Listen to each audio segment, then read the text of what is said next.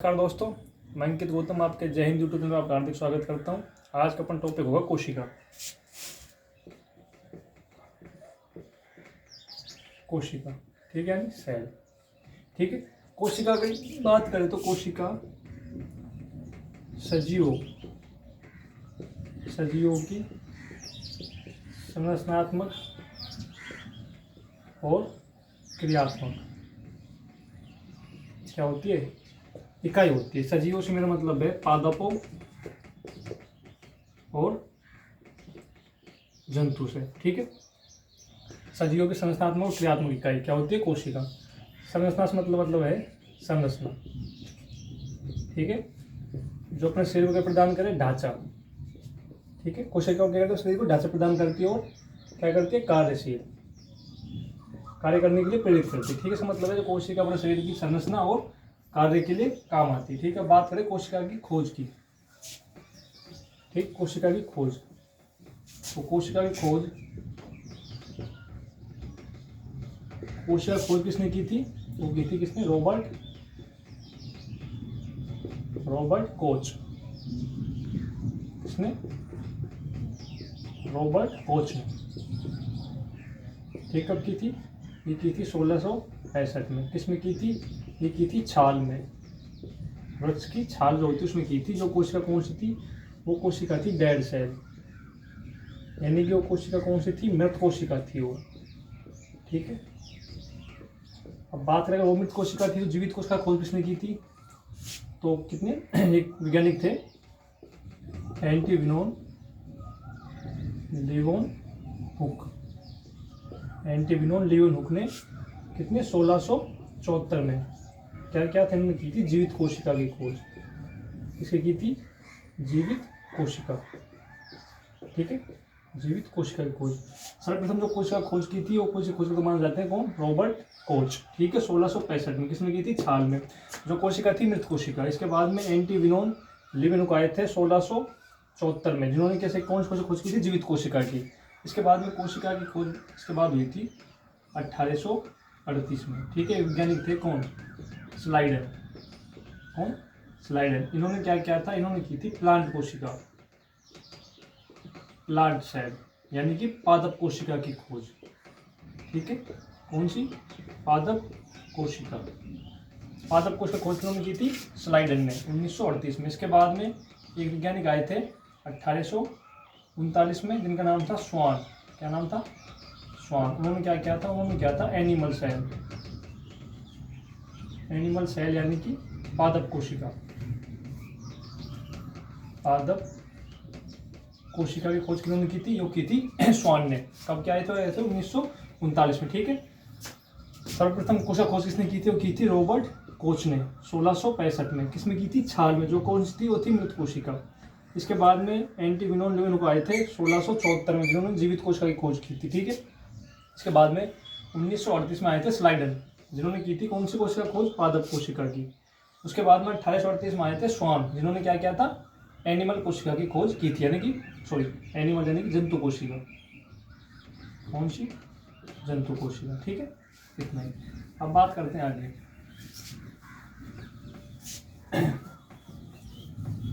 सबसे बड़ी कोशिका किसको माना जाता है। ठीक है, संपूर्ण जगत की सबसे बड़ी कोशिका। ठीक है, सबसे बड़ी कोशिका किसकी होती है, वो होती है किसकी, शतुरमुर्ग के अंडे की। ठीक है, किसकी, शतुरमुर्ग के अंडे की सबसे बड़ी कोशिका होती है। ठीक है, और सबसे छोटी कोशिका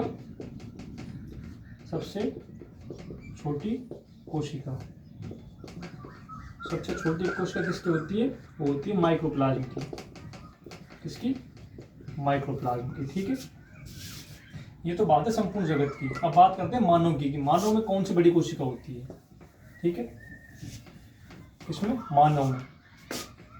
मानव के अंदर सबसे बड़ी कोशिका कौन सी होती है, तो मानव में जगह दो जगह डिवाइड कर लेते हैं। एक तो करते हैं मेल के अंदर, मेल में, और एक करते हैं फीमेल में। ठीक है, मेल और फीमेल यानी कि पुरुष और नारी में। ठीक है।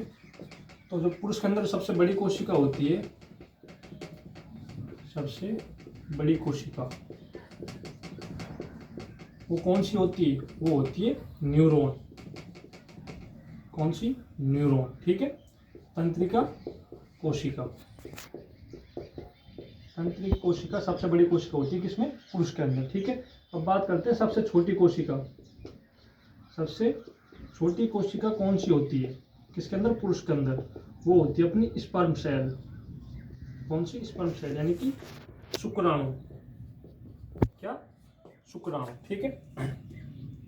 अब बात करते हैं हम पे फीमेल के अंदर, नारी के अंदर जो सबसे बड़ी कोशिका, सबसे बड़ी कोशिका किसकी होती है? वो होती है अंडाणु। कौन सी? अंडाणु, ठीक है। Egg cell. सबसे बड़ी कोशिका जो होती है फीमेल के अंदर वो होती है अंडाणु, ठीक है। अब बात करें सबसे छोटी कोशिका, फीमेल के अंदर सबसे छोटी कोशिका कौन सी होती है? तो वो होती है प्लेटलेट्स। क्या? प्लेटलेट्स। आपने पढ़ा ना ब्लड के जो सेल्स होती है, ब्लड सेल्स में 2-3 तरह की होती है blood cells, RBC, WBC, platelets होती है, जिसको हिंदी में क्या बोलते हैं? बिंबाणु। क्या बोलते हैं? बिंबाणु। तो नारी के अंदर सबसे छोटी कोशिका होती है, ठीक है। बात करें स्पर्म और अंडाणु के बीच में, तो जो इसकी जो होती है डायमीटर, वो डायमीटर होती है 50 माइक्रोन, ठीक है। और अंडाणु का होता है 130 माइक्रोन के बराबर, ठीक है। तो जो अपने फीमेल के अंदर सबसे बड़ी कोशिका कौन सी होती है? वो होती है अंडाणु। और मानव के अंदर कौन सी होती है सबसे बड़ी कोशिका? न्यूरॉन, तंत्रिका कोशिका। और सबसे छोटी स्पर्म सेल। और फीमेल के अंदर सबसे छोटी कोशिका कौन सी होती है? बिंबाणु, यानी कि प्लेटलेट्स, ठीक है। अब बात करते हैं आगे। एक चीज है क्या?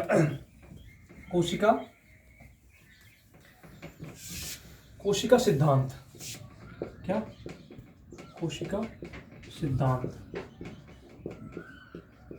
कोशिका सिद्धांत सर्वप्रथम कोशिका सिद्धांत किसने दिया था? वो दिया था स्लाइडन, स्वान व स्लाइडन ने। स्वान और कौन थे? स्लाइडन।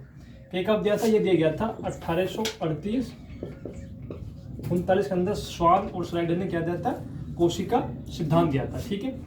इन्होंने क्या कहा था? इन्होंने कहा था कि जो कोशिका होती है, कोशिका जीवन की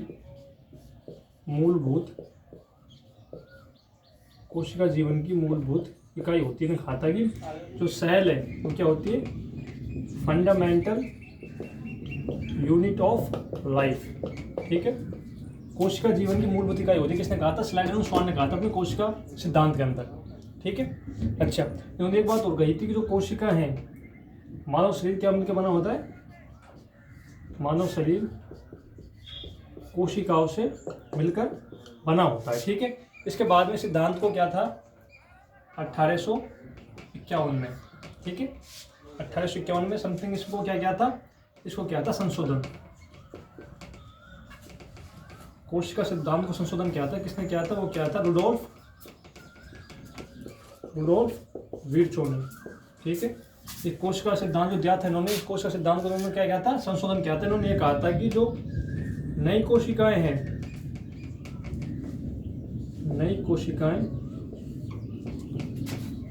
पुरानी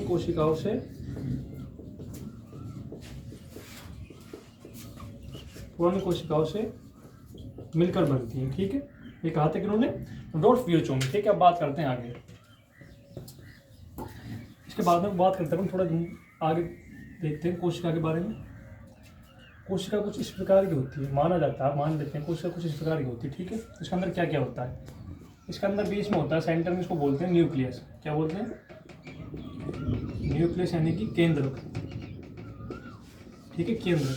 इसके अंदर द्रव भरा रहता है जिसको बोलते हैं न्यूक्लियोप्लाज्म। क्या बोलते हैं? न्यूक्लियोप्लाज्म, यानी कि हिंदी में बोलते हैं इसको केंद्रक द्रव्य, ठीक है। केंद्रक द्रव्य।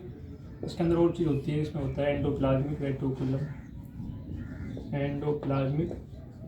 रेटिकुलम को बोलते हैं प्रदोष जालिका, ठीक है। इसके अंदर माइटोकॉन्ड्रिया जो होती हैं, क्या? माइटोकॉन्ड्रिया, राइबोसोम और भी काफ़ी कुछ होते हैं, ठीक है। रसधानी, इनको हम अगले लेक्चर में डिस्कस करेंगे, ठीक है। इसके अंदर जो केंद्र के अंदर जो द्रव भरा रहता है उसको क्या बोलते हैं, न्यूक्लियोप्लाज्म। और जो कोशिका के अंदर जो द्रव भरा रहता है उसको बोलते हैं साइटोप्लाज्म। क्या बोलते हैं, साइटोप्लाज्म। ठीक है, साइटोप्लाज्म। एक चीज होती है प्रोटोप्लाज्म।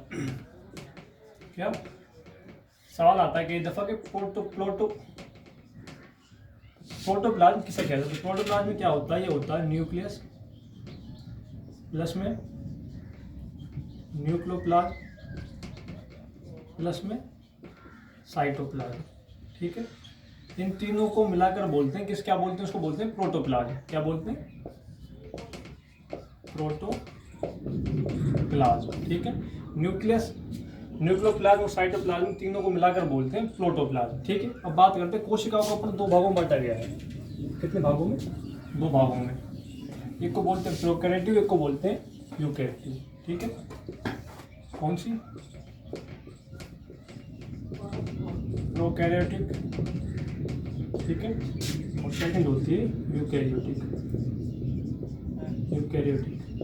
ठीक है, अब डिफरेंस क्या होता है, ये होते हैं एक कोश के जीव। क्या होते हैं, एक कोश की जीव, यानी कि इनके अंदर सब काम करने के लिए एक प्रकार की कोशिका पाई जाती है। ठीक है, ये क्या होते हैं, ये होते हैं बहुकोश के जीव।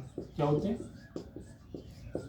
बहुकोश के जीव। ठीक है, अच्छा, जो एक कोश के जीव होते हैं इनके अंदर क्या होता है, ये इनको दूसरा नाम है, इनको बोलते हैं आदिम कोशिका। क्या बोलते हैं, आदिम कोशिका। ठीक है, इनके अंदर जो केंद्रक होता है, केंद्रक सुव्यवस्थित ढंग से नहीं होता। ठीक है, जबकि इनके अंदर केंद्र क्या होता है, सुव्यवस्थित। क्या होता है, केंद्र सुव्यवस्थित। ठीक है, आगे सेकंड बात, इसके अंदर जो अपने जो इसमें जो एग्जांपल्स हैं प्रोकैरियोटिक के, जैसे अपने अमीबा हुआ। ठीक है, यूग्लिना। ठीक, यीस्ट, पैरामीशियम। अब इसमें देखो एग्जांपल, इसमें क्या क्या एग्जांपल है, जैसे कि हाथी, कुत्ता, मानव, यानी कि हम, ये क्या होते हैं, प्रोकैरियोटिक होते हैं। ठीक है,